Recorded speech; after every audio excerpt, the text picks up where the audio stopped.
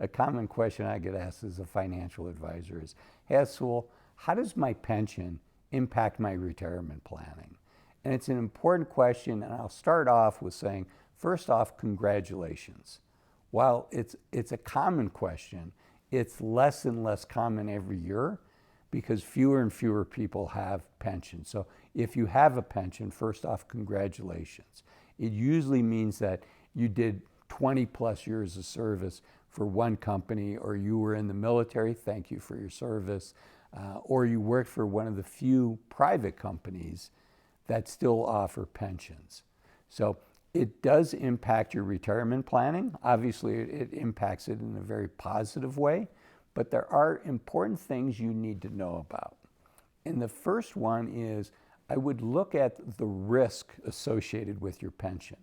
If you have a pension that's by the US government or a local municipality, the likelihood of there being much risk associated with that is pretty low, as long as it's backed by the full taxing authority, either of the US government or the local municipality.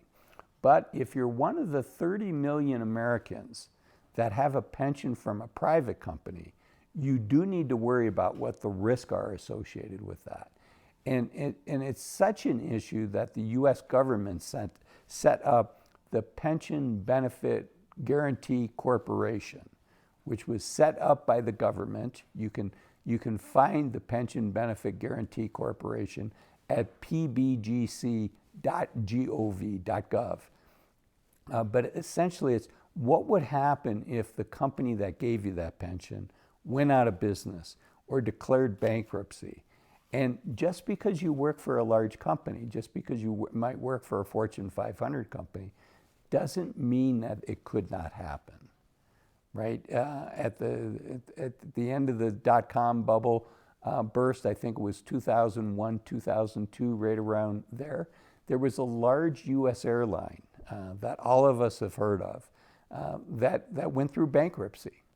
And the Pension Benefit Guarantee Corporation had to come in and help out.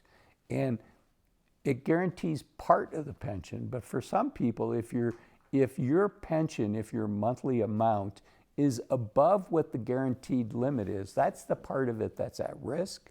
So to find out for yourself, go to pbgc.gov, find out what those limits are, understand what yours is. But the first thing with a pension, again, congratulations, but the second thing is it's likely a super important piece of your retirement planning. So just understand where you're at and if there's any risk for some of that capital. Okay, the second one is, while a pension is a great thing, the way they're typically structured, you either get a lump sum, you choose to take a lump sum, or you get paid out on a monthly basis. If you choose to get paid out on a monthly basis, and the nice thing about that is, that pension is going to last you your lifetime, is the way most of these are worded. So that's the good side. The negative side is, yes, you have this monthly amount coming in, but what do you do for big purchases?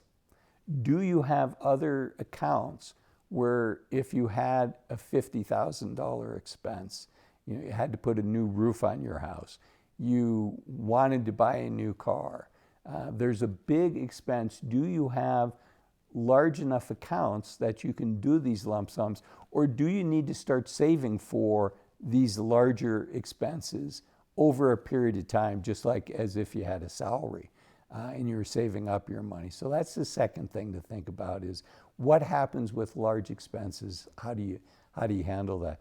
The other thing is, if you're married, super, super important. You and your spouse talk about what the death benefit is. Some pensions, and oftentimes it's offered as an option but not a requirement.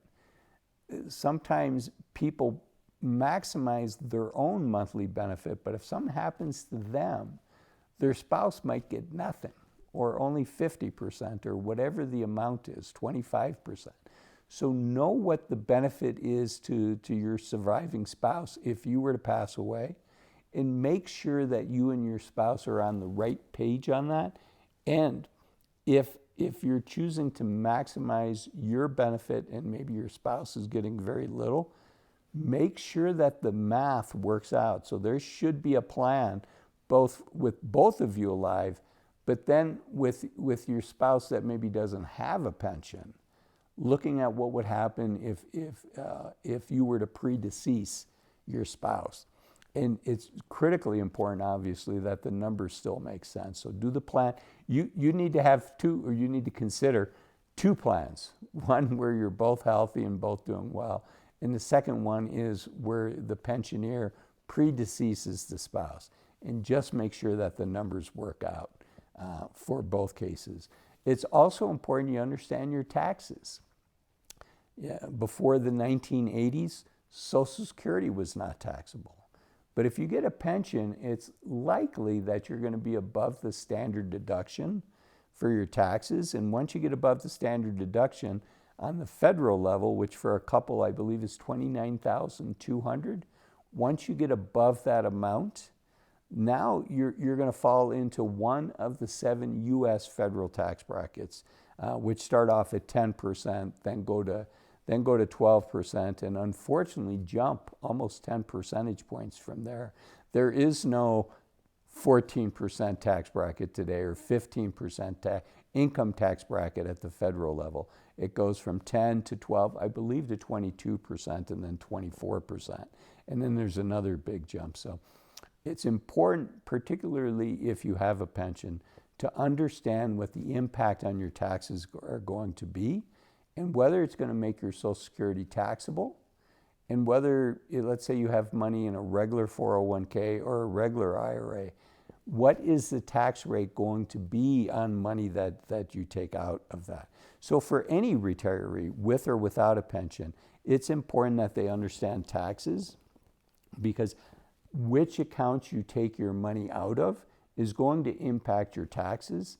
In optimizing on that and strategizing for that can save most retirees thousands of dollars and possibly tens of thousands of dollars over several years. And if you're a wealthy retiree, obviously it can save you even more. So it's important to get together with an accountant or a financial advisor and think about what I call filling up your low tax brackets, that 0% up until the standard deduction, then the 10% and the 12%. So item number 3 with a pension, the good news is you have a pension.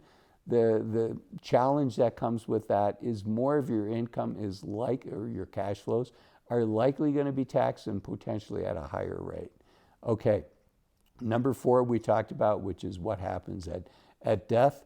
And then a bonus one is understand Medicare. Because a lot of folks think, well, everybody pays the same for Medicare once you turn 65. But there is something called IRMA. And IRMA stands, I don't have it down here, but essentially it has to do with income-related monthly adjustment amount is what I believe IRMA stands for, IRMAA. But it can impact how much that you're paying for Medicare. And materially, enough so that it makes a difference. The lowest Medicare Part B is around $175 a month.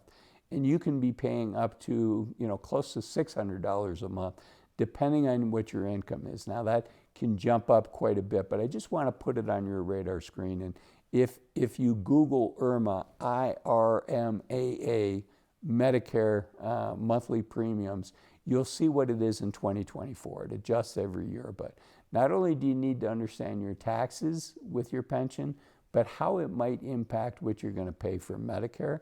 And also related to Medicare, it gives me another chance just to remind folks that while it's nice that we have Medicare, there are additional costs, healthcare costs outside of Medicare that Medicare either doesn't cover or you're going to have a copay on, and it can get significant. According to Fidelity, the average person at 65 years old is looking at over $150,000 a year for healthcare costs that are not covered by Medicare. So you want to be thinking about that. But again, if you have a pension, that's a wonderful thing. Many of us do not have a pension. And if you're curious what most people retire on, what their income is, That's why I made this video up here, which is the average retiree income in America. Thanks for watching this video, and I'll see you in that one. Bye-bye.